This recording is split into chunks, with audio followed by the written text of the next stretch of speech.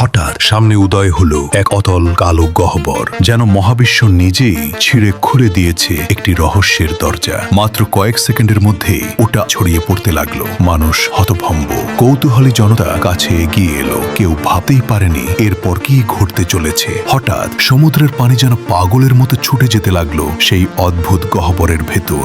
এক অদৃশ্য শক্তি সবকিছু টেনে নিচ্ছে। ঠিক তখনই দ্রুতগতির বজ্রের মতো ছুটে এলো এক অজানা প্রাণী। তার গতি মানুষের কল্পনার বহু বাইরে। এক সেকেন্ডও লাগলো না, ইউরোপ থেকে সে পৌঁছে গেল পিরামিডের মাটিতে। প্রচন্ড গরমের রোদ হঠাৎই বদলে গেল সাদা বরফ ঝড়ে। গ্রীষ্ম যেন মুহূর্তেই পরিণত হলো জমাট শীতে। মানুষ এখনো এই পাগলামি বুঝে ওঠার আগেই প্রাণীটি আবার ছুটে গেল ফুজি পর্বতের দিকে। আর শান্ত সমুদ্র এক পলকে জমে গেল 100 মিটার পুরো বরফে। কিন্তু এখানেই শেষ নয়, যেখানেই শেষ যায় সেখানে মুহূর্তেই নিভে যায় সব বিদ্যুৎ।